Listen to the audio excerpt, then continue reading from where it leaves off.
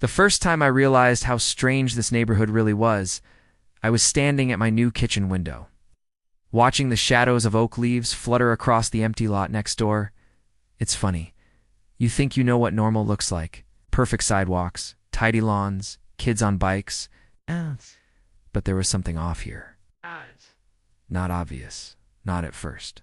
Small things, like how everyone seemed to have the same mulch, the same tightly clipped boxwoods. It's the exact same mailbox, down to the dip in the metal. I'd only just moved in. Cardboard boxes still filled my entryway. The smell of paint lingered upstairs, almost masking a faint musty scent from the old HVAC.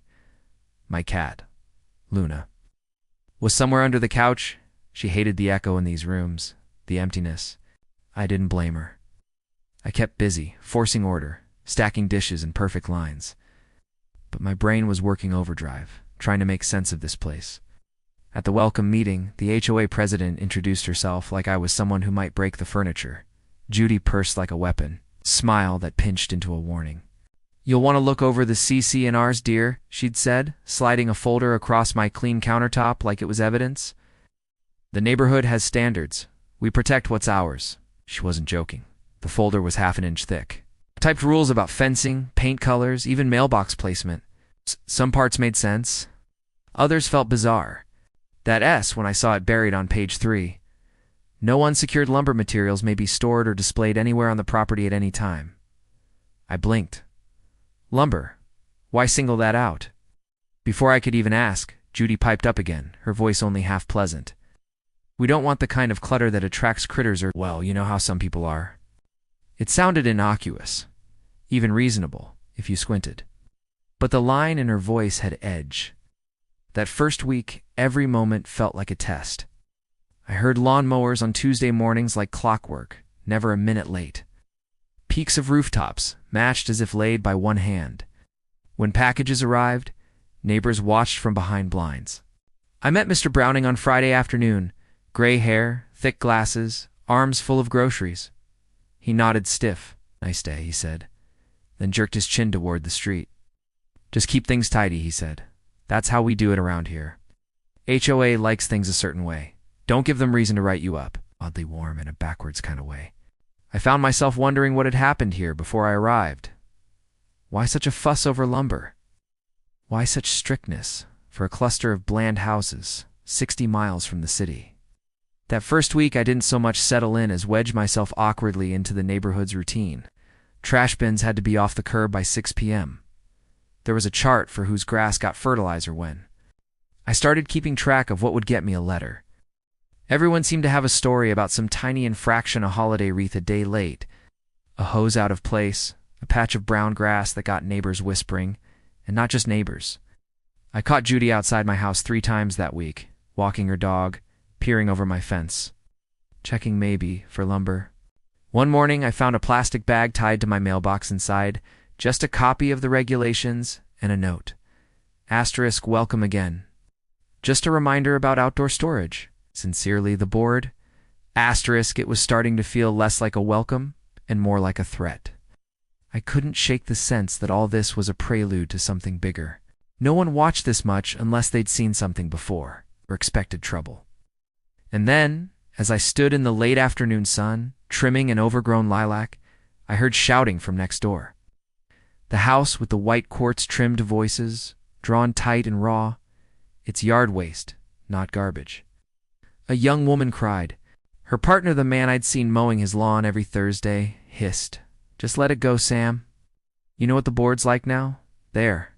In the pause that followed, I felt something shift, a tension in the air. I froze, shears in hand, unable to shake the sense that the real rules here weren't written in any binder. That, I realized, was the central mystery. Why lumber? Why so obsessed? And what had happened to make all these people fall silent, folding themselves into sameness? Perhaps I thought I'd find out soon enough. And as the sky deepened and the streetlights flickered on, I saw Judy standing at the corner watching my house. She didn't wave. She just stood there, arms folded, as if she was waiting for me to make the first mistake. Or maybe the next move. Little did I know, my first real mistake hadn't even happened yet. Sunday mornings in this place felt sacred in a stifling way. The grass shone with dew, every blade clipped to painful sameness. Neighbors gathered in little clutches, coffee mugs tight in hand, whispering. Their laughter never rose above a certain polite volume. I decided to walk Luna on her harness for the first time since moving in. She hissed, but tolerated it, prowling the edge of my porch. That est, when I first noticed the shadows in the corner lot at the end of the street, squares of bare dirt sunken in. What had clearly ripped out something, but what? The earth was still rough. Splinters of old roots, damp with last night's rain, poked through the soil. There were no footprints, just the marks of what looked like uprooted beams. Maybe the frame of a shed, maybe something else entirely. 2 houses away, Mrs. Halloway was hanging laundry. Ow. She glanced over, then quickly turned her back. Her line flapped with bedsheets, almost hiding her body, but her eyes tracked me. Luna mewed and pulled me forward. That's when I heard it again. Another argument, this one closer. A man's voice, low and tight, spilled across the fence. You know what happens if you leave so much as a pile of sticks? A woman responded louder. It's for the compost, not trash. Doesn't matter, the man replied. I nearly tripped on a chunk of bark in the sidewalk. Odd no trees spilled bark like this. It was then I finally came face to face with Judy and her miniature schnauzer, Henry. She wore gardening gloves, though she stood nowhere near a flower bed. Good morning, dear, Judy said, cool as peppermint, settling in. I nodded, trying to. She knelt to fuss with Henry's collar. Then, in a stage whisper, did you get this week's reminder? Just so you know, the board does regular inspections, keeps the property values high. Something in her expression, tight, calculated, struck me as almost threatening. She continued, the last owner of your house tried to build a pergola without a permit. An out-of-pressure treated pine. Her voice lowered, but her gaze held mine. We're very strict about materials, for the good of the whole community. I must have looked surprised, because her lips twitched, almost a smirk. You never know what people might try to store outside. There are rules for a reason. No lumber, no mess, no exceptions. Her gaze flicked to the empty lot next door. Was that a warning or a challenge? Luna bristled in her harness. I could feel my own pulse pounding. Just as she started to leave, Judy turned back. And if you see anything out of the ordinary, the board would appreciate a heads up.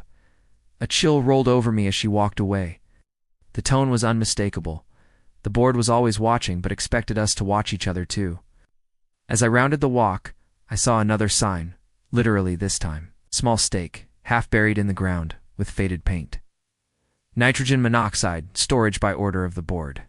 The remnants of something, splinters, old screws, were scattered around. Someone had tried to push back, and the evidence hadn't quite vanished. That night, a storm rolled in over the hills, rain hammering on the roof like fists. I couldn't sleep. The wind scraped branches against the window, and I stared at the ceiling, trying to picture what had once stood in that empty lot, what happened when you broke the rules.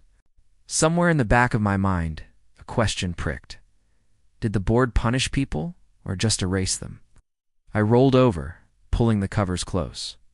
Outside, the streetlights flickered, rain dancing in their glow. Luna crept up beside me, shivering. Down the block, I could just make out Judy's porch light, burning far brighter than anyone else's. Guarding what, exactly? A sound, a thunk, quiet but sharp, echoed near my back door just before midnight. And in the silvery blue darkness, for the first time, I wondered what the HOA might do to someone who didn't play by their rules. Or worse, what might happen if someone decided not to play at all. I woke to a note taped to my mailbox. Not an official HOA letter, just a plain white slip, written in shaky blue pen. Asterisk, don't trust them. You're being watched. Asterisk, it wasn't signed. It sent a jolt of heat up my spine, my hands trembling as I folded it discreetly into my bag. I tried to tell myself it was a prank, a leftover from a kid's dare, but it didn't feel that way. The ink was smudged, the writing shaky, like someone had rushed, afraid of being caught. That day at work, I stared at spreadsheets, unable to focus. My mind kept circling the question. Was the warning from a neighbor, friend, or someone who'd already paid a price? When I returned home, the neighborhood was eerily still. Even the dogs seemed to bark less. I pulled into my garage, doors humming down behind me, and sat in silence. Why lumber, of all things? Was it symbolic? Had someone started a fire? Built something forbidden? Later, walking through the garden beds in the fading light, I noticed something strange.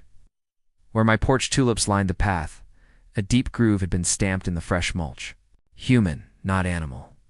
The track led to the back gate, then vanished into scrubby grass. I found myself watching the gaps between the houses, searching for movement. As I reached the back fence, a voice startled me, a whisper, low but urgent. Pissed. Keep your head down. I spun around, heart pounding. It was Sam, the woman from 2 doors down. She looked over her shoulder, sweat beading at her temples despite the cool dusk. Her eyes darted from house to house. Did you get a letter? She asked, voice trembling. I nodded, barely. What's going on? She chewed her lip. Don't talk out here. Walk with me. We strolled. Together we strolled toward the playground at the edge of the block, careful not to look at each other too long. As we rounded the swing set, dusk pooling under the trees, she finally spoke. It's about control, she said. The lumber thing is just an excuse. She quickly explained. Years ago, someone had started bringing in scraps for a treehouse. Just some kids, nothing dangerous. The HOA swooped in, wrote fines, threatened foreclosure. Pretty soon, no one dared store so much as a plank. It's not just about wood, Sam continued. They want to know who pushes back, who refuses to obey. Her hands fidgeted in her pockets. They monitor people, cameras, meetings, even drones once. If you step a toe out of line, they'll drown you in citations. People just give in. The sky grew darker, shadows stretching long. My mind reeled. Tree houses, clandestine warnings. Could things really be that tense? Sam gripped my arm. Seems stubborn, she said. That scares them. Just die. No, we don't know each other, but watch yourself. We parted awkwardly, the swing chains clinking behind us. That night I made a decision. I would toe the line for now, but a seed of resistance took root inside me. I stared out my window, lights off, and caught the flash of a cell phone behind Judy's living room shade. Someone else was awake and still watching. Luna leapt silently to the sill beside me. Her eyes glowed gold in the streetlight. The neighborhood felt both too quiet and too crowded, every secret sealed with a smile.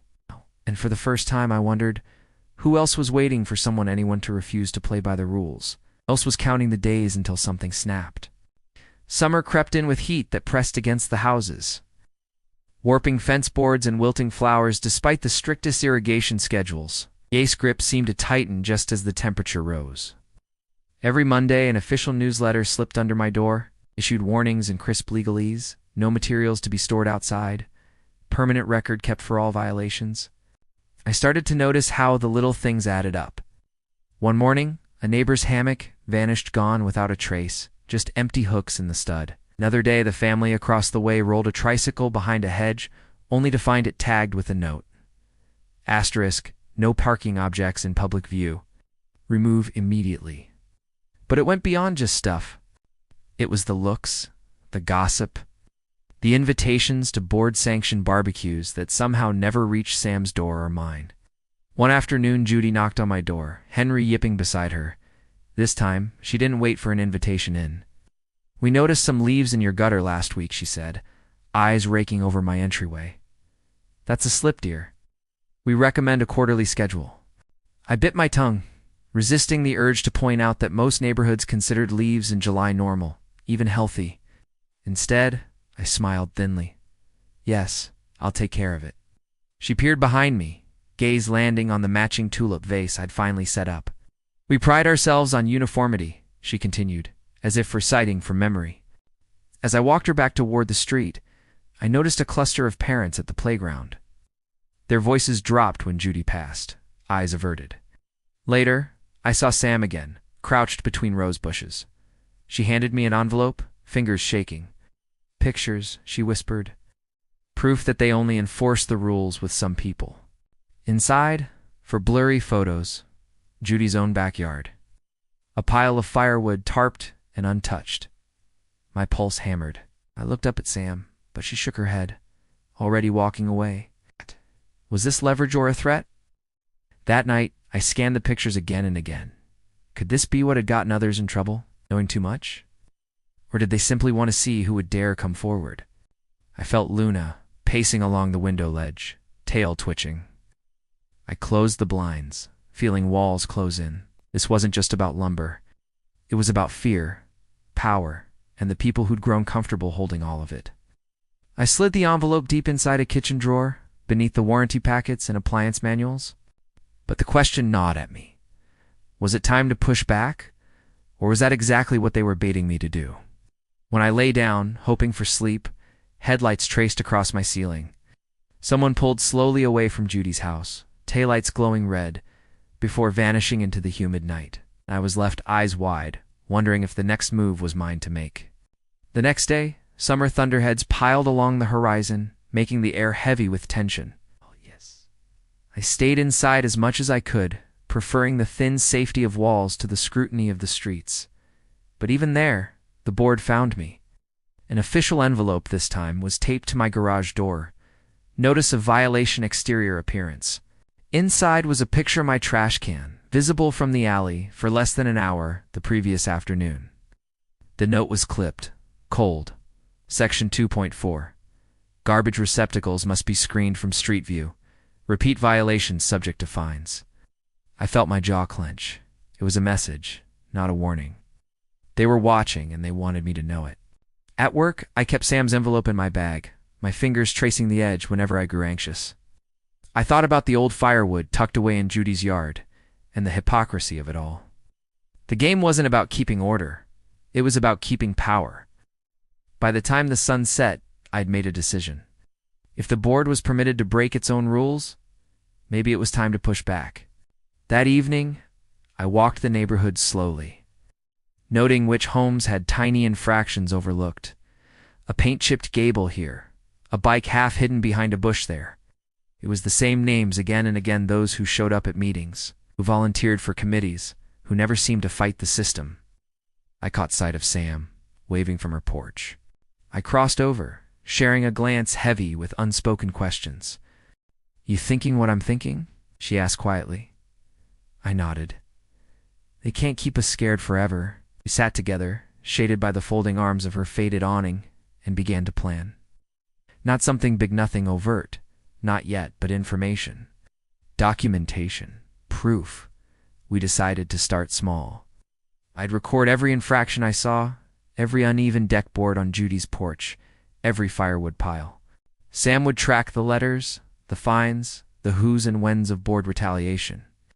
But as we talked, the streetlights bathed us in their pale glow, and we realized how dangerous this felt. The air crackled, thick with unsaid fears.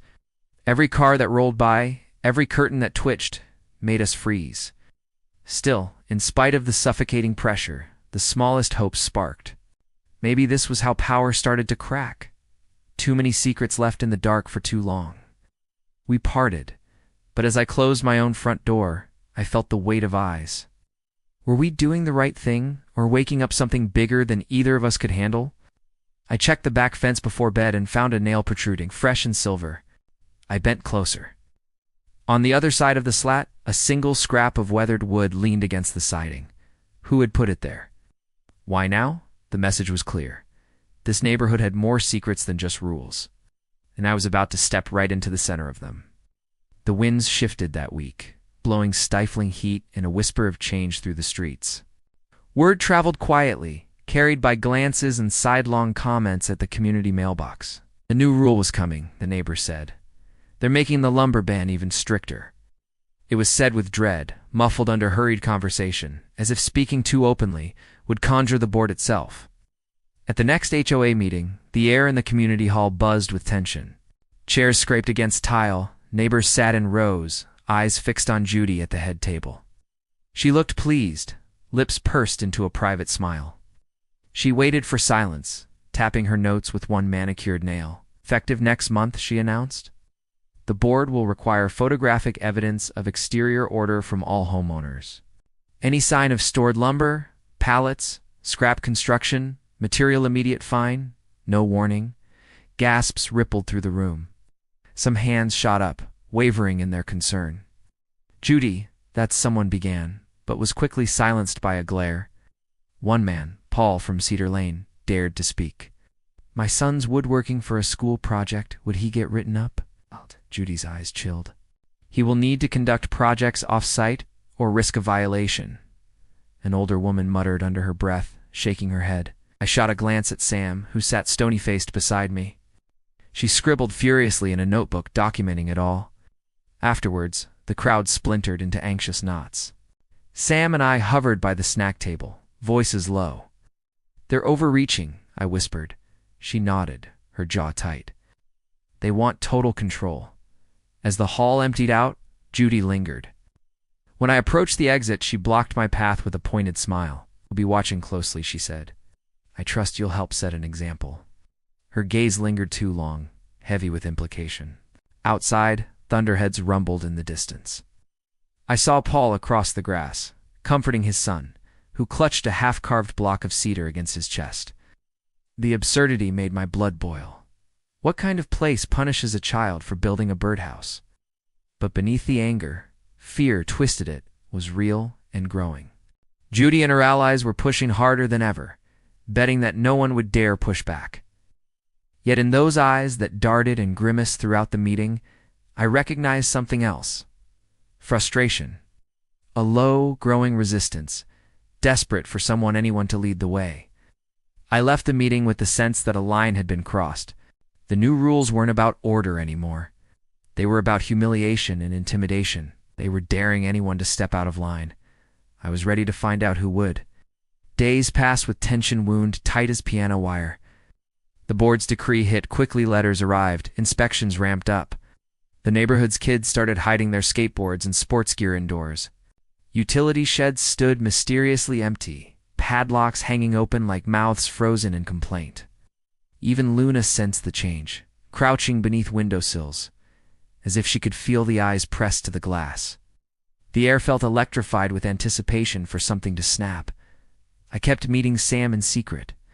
We turned our observation into action.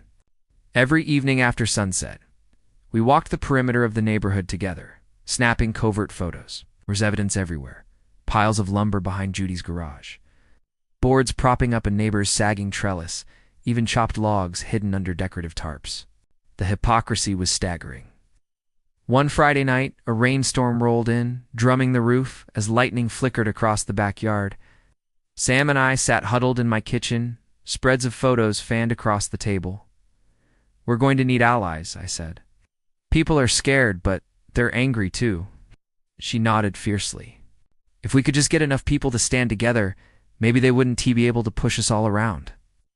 By dawn, the storm had broken, leaving the world scrubbed but raw.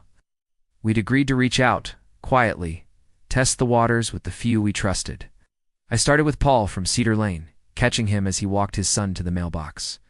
"Do you ever wish things were different?" I asked quietly. He smiled, tired. "Every day." I told him about the photos. It's a firewood pile in Judy's yard. How the board enforced rules only with those who defied them. He didn't hesitate. "Sign me up," he said. "It's time." Word spread, not loud or brash, but with desperation, as if this was the last chance before silence became the only law. By the weekend, I was sure at least 7 households were on board. Some left notes in flower pots tucked behind bird feeders promising help. But with each new ally, the risk grew taller. Sunday night, as I set out the recycling under a shield of darkness, I spotted a shadow by the fence. A silhouette tall, unmoving, stood across the street, watching my house. A cold finger pressed down my spine. Had I been too obvious? Would all our planning be for nothing if the board came for me before the truth got out? Inside, my phone buzzed. A text from Sam. Asterisk, keep your lights on tonight. I think they're on to us, asterisk. What would happen if this battle broke open? And what was I willing to risk to end it? The next dawn brought silence, the kind that throbs with dread, every sound amplified by the lack of normal life. I lay awake, heart pounding, listening to the occasional creak of settling joists. No birds, not even the usual scrape of tires on wet pavement. My phone flashed with a new message. A grainy photo from Sam, time-stamped just before midnight. In the photo, 3 board members stood on Judy's porch, flashlights directed at a messy stack of lumber hidden behind her azaleas. I stared, pulse racing. Even the board didn't obey its own rules. Proof at last, if only it could be made public. Sam's note followed. Asterisk, they don't play by their own rules. We need to go bigger. Asterisk. That day, a plan began to form. We would collect one final batch of photos, conclusive, undeniable. Then we'd call an emergency homeowners meeting, utter the words no one dared. Selective enforcement, public proof. But getting the right photo would mean getting close. Very close. That night, Sam and I crept into Judy's backyard, staying low beneath the deep navy sky. I felt exposed, each step loud against gravel. Judy's house loomed above us, all sharp lines and harsh lighting. We passed a row of pruned peonies, scent thick in the air. Sam snapped photos, hands steady, nerves steel, booped the firewood piles, the lumber for fence repairs, evidence tucked in every corner. Inside, we heard laughter, Judy, and someone else. A flashlight beam swept past the back window, pausing just for a second too long. I froze, breath caught, but the light moved away. We slipped out, adrenaline pounding, safe for now. But we both knew the board would find any excuse to fight back. I lay awake, one eye on the street lamp's glow, listening to sirens wailing somewhere in the city. What would it take for people to stand up at last? And just how far was the board willing to go to protect their power? The next day, the neighborhood vibrated with a quietly defiant energy. Word spread about an unofficial meeting hosted that Friday evening at Paul's garage. Flyers were distributed in code, just an address and a time, slipped into mailboxes amid grocery circulars and charity appeals. Yet the sense of dread grew with every passing hour. Judy's car circled the blocks more often, headlights slicing the dusk. 2 new signs appeared, no trespassing, screwed into the greenbelt fence. Official emails threatened, unauthorized gatherings, subject to board penalty. But the more the board pressed, the more people grew determined. That Friday, a dozen of us crowded into Paul's garage, the air heavy with sweat and sawdust. Photos splayed across a folding table. Judy's lumber, the secret piles behind select board houses, screenshots of threatening emails. Paul's son, nervously twisting a screwdriver, looked up, his voice wobbled, but determined. Why can they break their own rules? No one answered. Not yet. Sam cleared her throat, addressing the room. We're not just here about lumber. We're here because we deserve fair treatment, I added. If they find one of us, they should find themselves. If they threaten us, they should be held accountable. We debated options and appealed to the state HOA regulators. A letter-writing campaign, newspaper coverage, even a class action lawsuit. For the first time, I saw hope in my neighbors' faces, not just fear and anger, but every plan carried risk. What if they retaliate? A quiet voice asked from the back. Paul shook his head. If we give in to that, we're already conquered. We resolved to act, to call a full homeowners meeting, bring our evidence, and demand new elections. If that didn't work, we'd go to the press. As we broke up, nervous but determined, a knock rattled the garage door. The room froze. Paul cautiously opened a crack. Outside, the 2 newest board members stood beneath the porch light. We know what you're doing, one said. You'll regret this. Fear spiked, but it didn't break us. If anything, it made us more certain. I left that night knowing everything was about to change, but I couldn't shake the feeling that the board had already prepared its next move. I awoke at dawn to the sharp clang of metal outside, a sound unfamiliar, jolting me out of bed. From my upstairs window, I saw 2 uniformed workers, escorted by Judy herself, unloading stacks of notice. Immediate code enforcement placards. They fanned out across the neighborhood, affixing them to driveways and fences. It belonged to anyone who'd ever been bullied by power. But when the sun slipped below the rooftops, my nerves still screamed. What would they do next, knowing their control was slipping? And what lines would they cross to keep it? As sunlight filtered through closed blinds, the next morning brought a tense, almost expectant quiet. I felt the difference immediately. No morning chatter, no children rolling down the sidewalks. A sense of collective breath held, waiting for something to break. Just after 10 a.m., the HOA called an emergency meeting. The entire neighborhood received the notice, attendance required, topic, compliance issues. I walked with Sam, shoulders squared, every step measured. The community hall was packed faces, flushed with stress and fear, but more united than before. Judy sat at the center, board members flanking her, hands folded on the table like a jury. She launched into a speech, long, legalistic, the kind meant to sound fair, but hide its claws. We are tasked with preserving our property values, our order, and our peace. Any deliberate disruption cannot and will not be tolerated. She said the board takes no pleasure in issuing fines, but must act where order is threatened. I could feel people shifting, restless. This was our moment. I stood up, voice trembling only slightly. If the board enforces rules, it must follow them too. I held up the photos. Judy's woodpiles, her lumber for private repairs, every infraction. Murmurs rippled. Sam passed the photos around. Paul read the list of signatures on our cease and desist. For the first time, Judy faltered. She tried to dismiss us, then threatened legal action for slander. But the tide had turned. Person after person, some who'd never spoken up before, stood up. They showed their own evidence. They demanded fairness. When Judy tried to gavel us down, no one sat. We demand a new election, Paul declared. The chorus grew. Judy's knuckles whitened. Board members exchanged nervous looks. Outside, the press hovered beyond the windows, cameras flashing. The board agreed reluctantly to a review of our petition. But as the meeting broke apart in a noisy, hopeful clamor, Judy caught my eye. Her glare held a promise that chilled me. This fight was far from over. What would the board do now? Backed into a corner? No one slept well that night. I lay awake, heart racing, replaying every word from the meeting.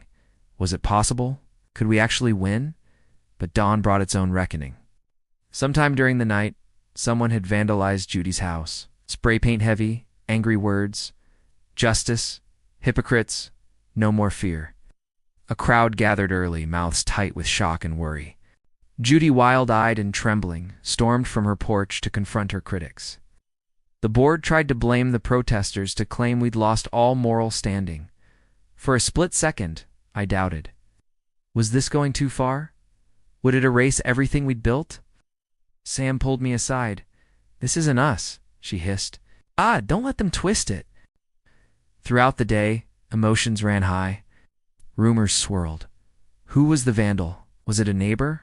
Or someone seeking revenge on both sides? By afternoon, a local TV crew had arrived.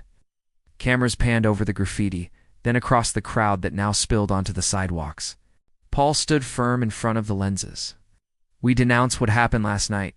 Our cause is about fairness, not fear. We want change, not chaos." Others echoed the sentiment, determined not to hand the board an excuse to tighten its grip. Late in the day, a professional cleaning crew began scrubbing away the words.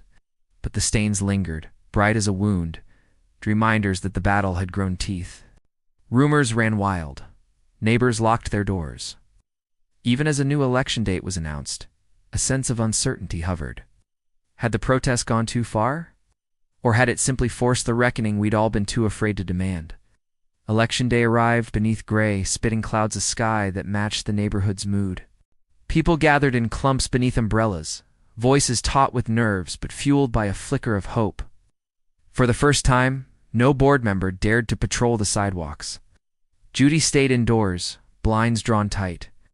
One by one, ballots dropped into a blue-taped collection box, watched over by two impartial observers from outside the subdivision.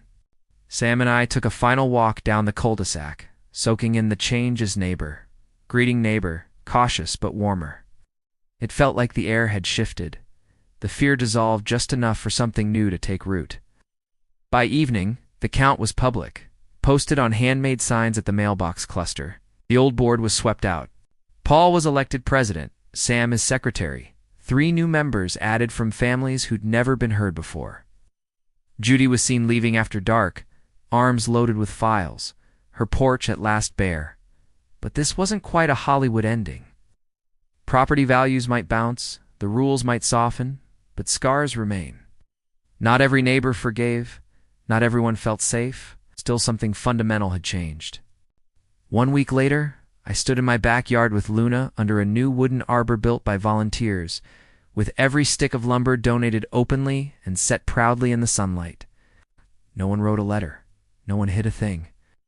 And, in the empty lot where fear had once ruled, we planted a sprawling patch, 300 square feet of oak, maple, and wildflower, a green rebellion that spread shade, where once there had only been suspicion. The air felt lighter with every leaf, but when the wind shifted just a little, I still sometimes thought I saw a shape watching from behind the last set of drawn curtains. Power never disappears. It just waits for another chance. And as dusk settled, bathing the new trees in a honeyed glow, I realized the fight for fairness never truly ends. But for now, the neighborhood breathed easy, and the new rules? Simple: plant what you love, stand up for each other, and never let fear take root again. If this story moved you, share it. And don't forget to subscribe for more real stories where justice, courage, and community collide. Hit that notification bell so you never miss a moment where the little guy stands tall. We'll see you in the next one.